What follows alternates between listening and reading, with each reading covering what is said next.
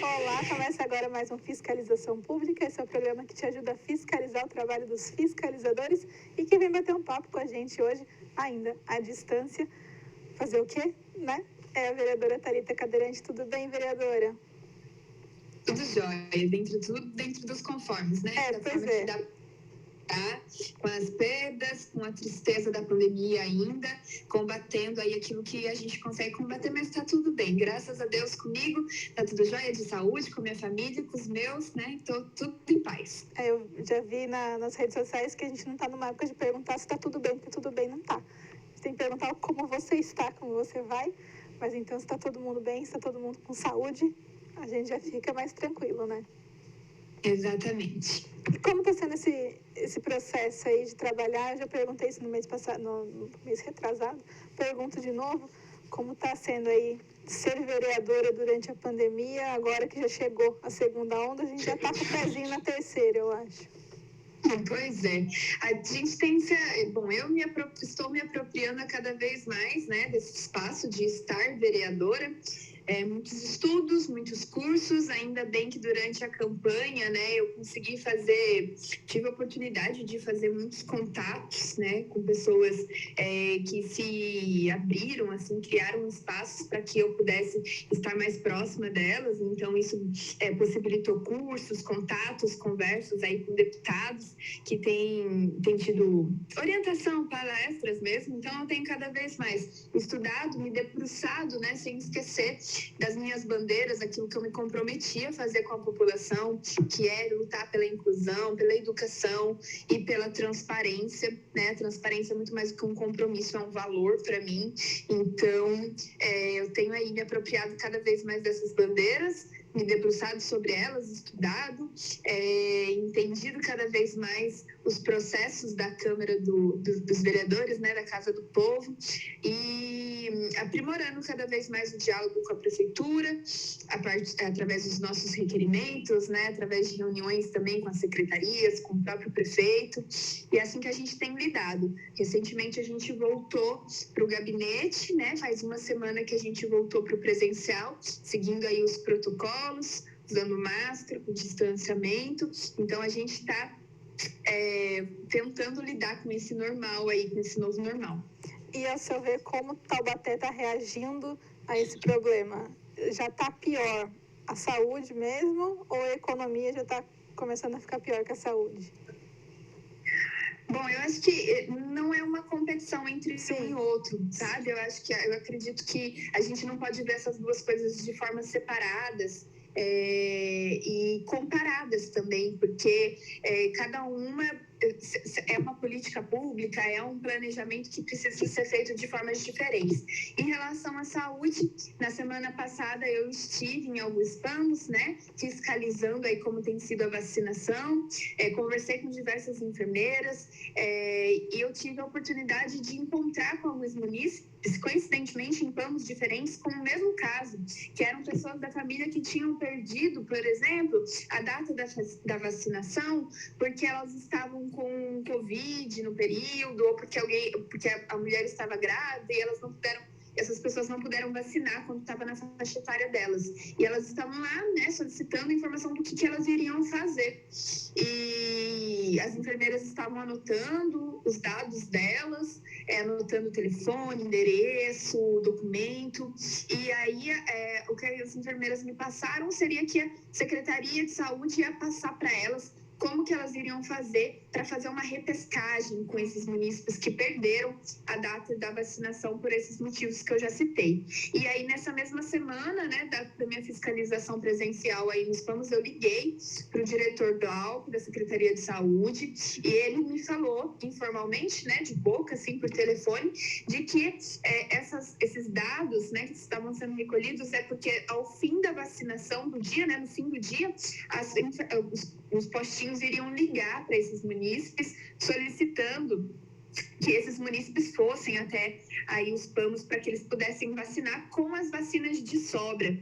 E aí foi essa informação que chegou até a gente, né, por meio dessa ligação, um papo informal, e a gente fez um requerimento aí para a gente ter oficialmente uma resposta da secretaria para saber se é isso mesmo que vai ser feito, e assim que a gente tiver a resposta, a gente vai voltar lá para a gente ver como que está sendo essa repescagem, porque esse é a única forma de combater, de fato, a Covid, é vacinação, né? A gente já tem comprovações aí de que não existe tratamento preventivo, a gente ouve muitos absurdos por aí em relação a medicamentos que devem ser tomados para prevenção, que estão causando diversos problemas nas pessoas, por essa má informação, por esse mau consumo aí de pesquisas científicas que já comprovaram que não há tratamento precoce para a Covid-19. Então, a gente tem pegado firme na questão das vacinas, né?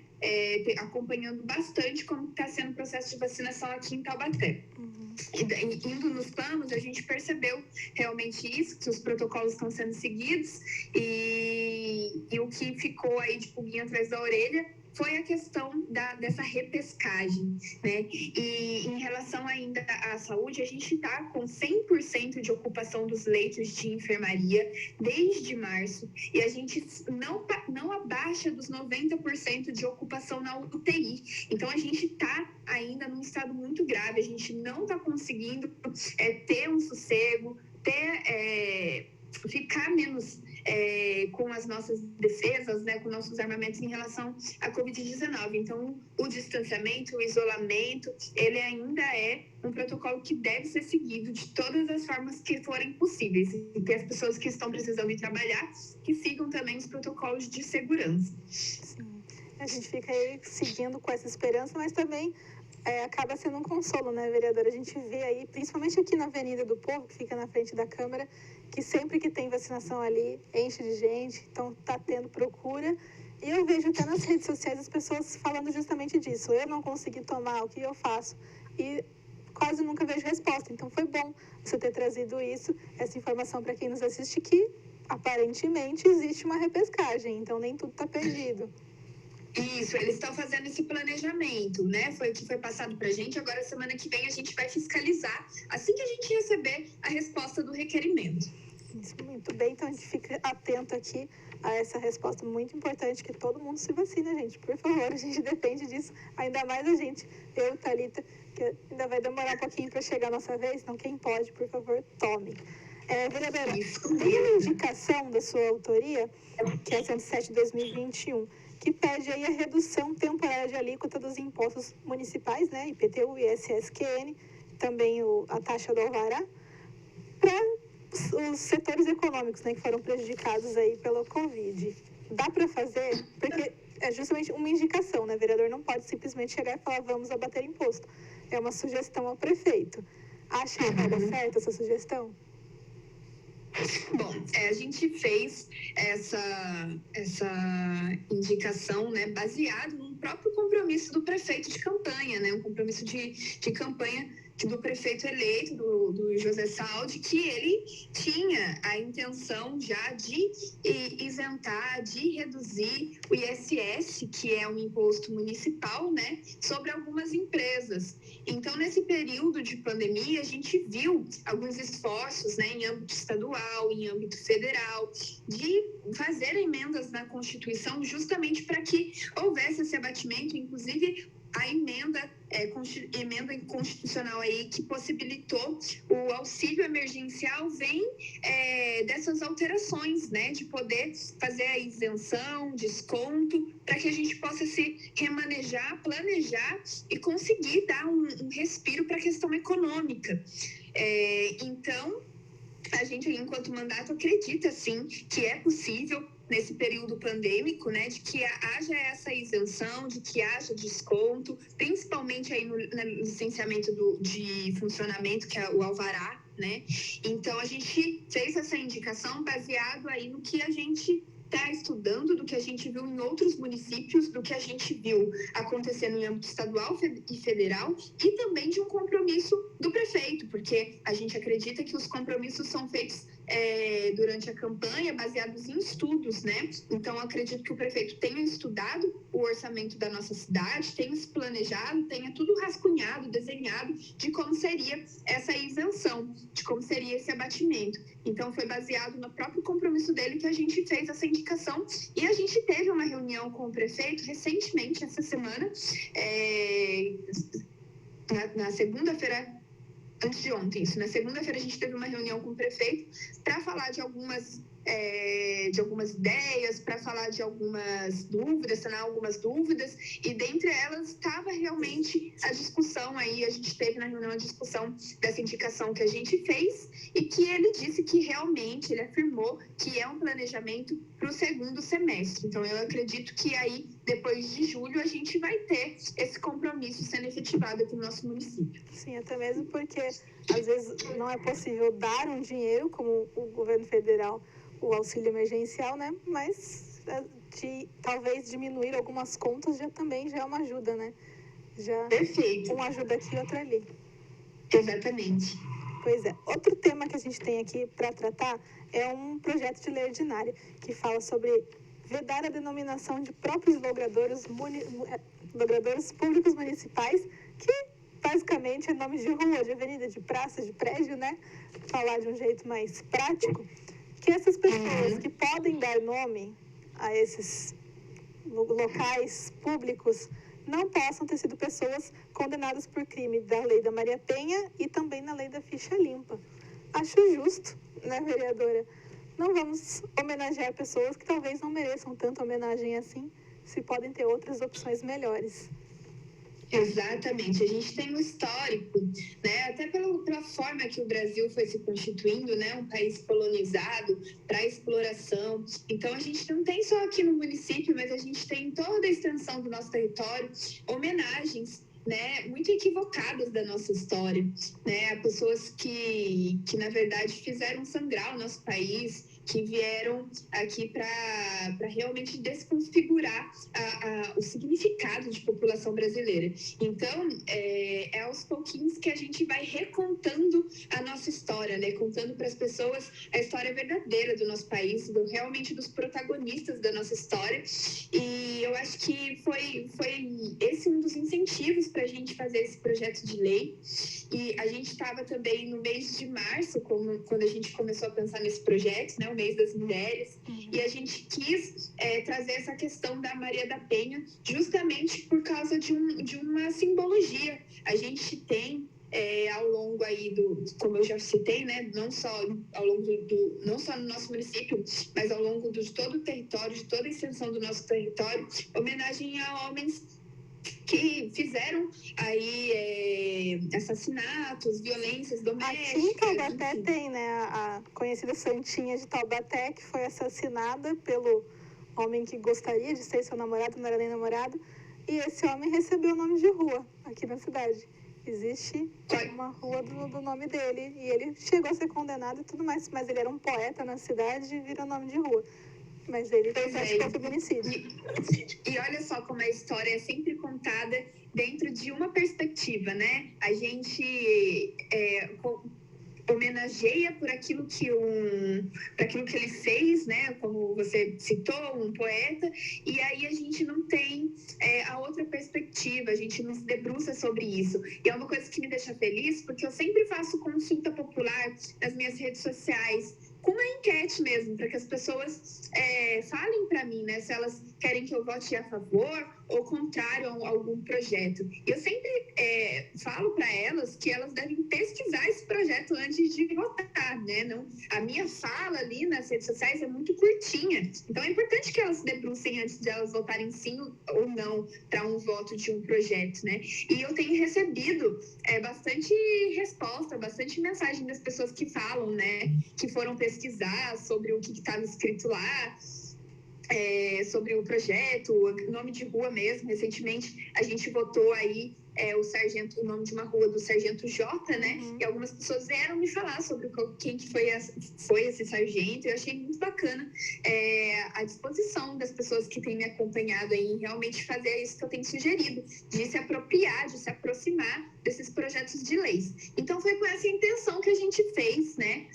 A questão da Maria da Penha, crimes hediondos, e crime aí também de responsabilidade, né? De administração, que é a ficha limpa, e a gente quer trazer isso como um símbolo mesmo para poder recontar a nossa história de uma outra perspectiva. Sim, e não faltam taubatianos bons que merecem, de fato, uma homenagem. Exatamente. Porque temos de sobra. Se a gente quiser sugestão, a gente dá também.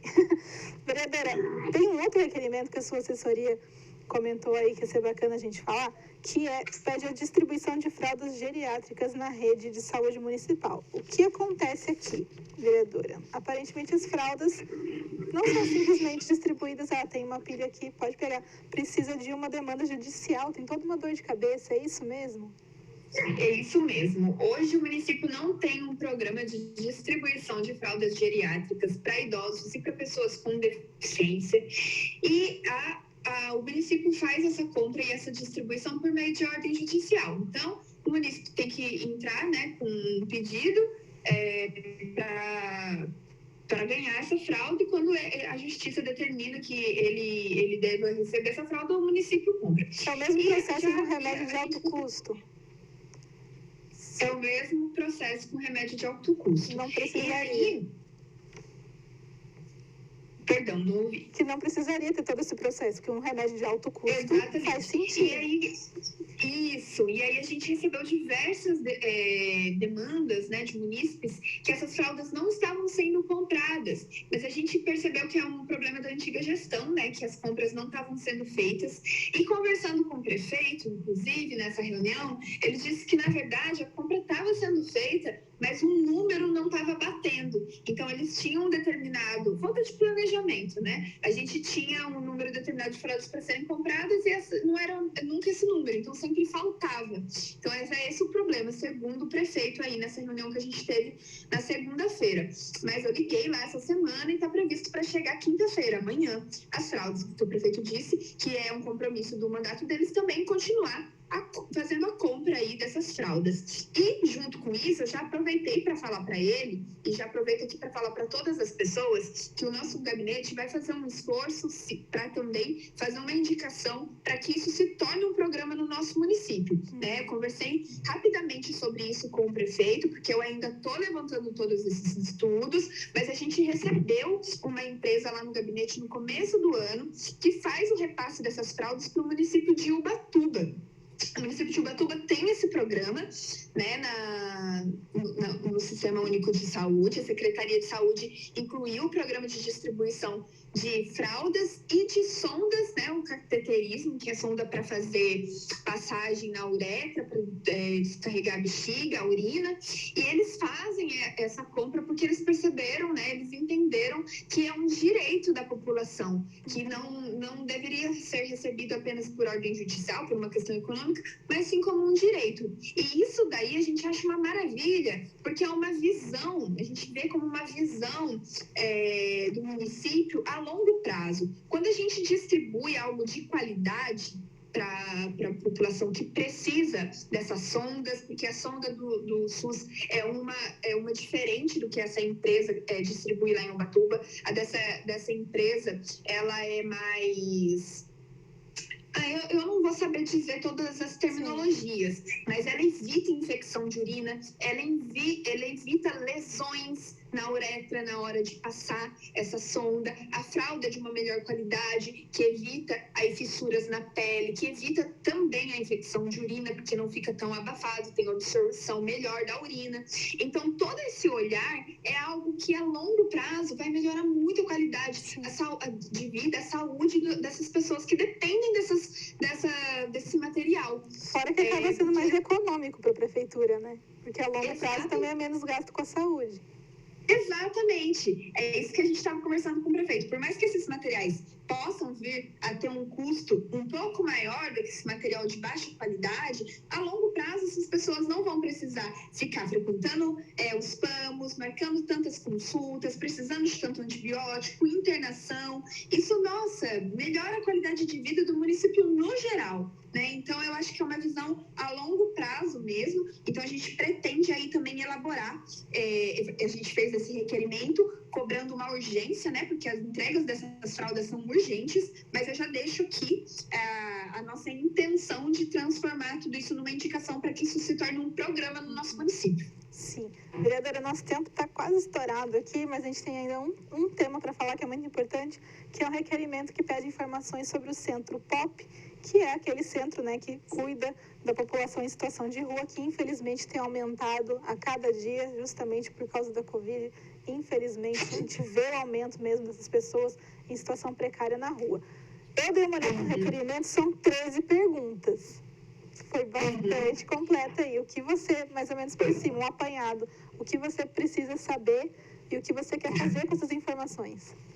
Perfeito. Olha, o que aconteceu é que alguns munícipes viram a minha fala na tribuna sobre a indicação que eu fiz a um prefeito, uns meses atrás também, sobre a frente de trabalho. A gente já conversou dela aqui também. Essa frente de trabalho contrataria, né, os munícipes que estão desempregados para cuidar da cidade em trabalhos de zeladoria. Inclusive, a minha reunião com o prefeito foi para falar dessa indicação também. E aí, dentro dessa contratação que a prefeitura faria, né, para as pessoas desempregadas, existiria uma cota para contratar a população em situação de rua. Depois de ter feito essa fala, né, que na tribuna, alguns munícipes que militam nessa causa vieram conversar comigo. E daí, depois dessa conversa com eles, né, sobre o interesse deles, a insatisfação deles, como eles sofrem em ver essa população, eu fui me apropriar um pouco mais do que acontece aqui em Taubaté. E aí eu marquei uma reunião com a coordenadora do Centro Pop, que é a Lília, para entender o Centro Pop, porque eu não conheço, né? Eu não tenho problema nenhum em falar daquilo que eu não conheço, que eu quero conhecer. Então, eu marquei uma reunião para que ela se apresentasse, para que ela me contasse como que é o corpo dos funcionários, como que é o atendimento, como são os procedimentos. E a partir dessa reunião, das dúvidas que foram surgindo, para eu entender melhor como funciona essa política pública de assistência aqui na nossa cidade, a gente fez esse requerimento aí com 13 perguntas bem completas, para a gente entender todo o funcionamento. Quais são as demandas, as maiores demandas, como que é o procedimento de acolhimento dessa população, como que os funcionários são distribuídos, né? Quais são as necessidades para que exista cada uma das funções. Então, realmente um requerimento completo, extenso, né? Porque a gente quer respostas completas também para que a gente comece a entender melhor como que a gente pode atuar para melhorar essa política pública aqui na nossa cidade, que é a população em situação de rua. Eu acho bem importante falar que esse requerimento, ele foi construído junto com esses munícipes, né? Eu falei durante a campanha que eu quero fazer um mandato participativo, então eu estou à disposição da população.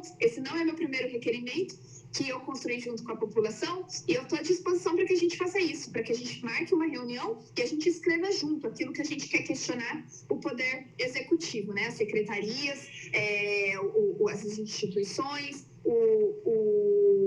a própria prefeitura. Então, essa nossa perspectiva aí do Centro Prop, estudar para a gente saber o que a gente pode fazer de ação efetiva para melhorar essa política pública aqui no nosso município. Sim, é bem bacana, a gente elogia a iniciativa porque é uma parcela da população que acaba sendo invisível, e ela não pode ser invisível. É uma pessoa como qualquer outra que precisa da nossa ajuda. Vereadora, deu tempo do nosso programa, então. Eu agradeço a sua participação, você é muito bem-vinda, como sempre, e já vamos combinar aqui o próximo programa, vai trazer mais novidade para o povo. Combinado? Com certeza, a gente se vê em breve. Com certeza, sem dúvida. Quem sabe dessa vez não online. Vamos torcer para essa pandemia dar uma trégua para a gente. Sim. Receber aqui no nosso... feliz. Exatamente.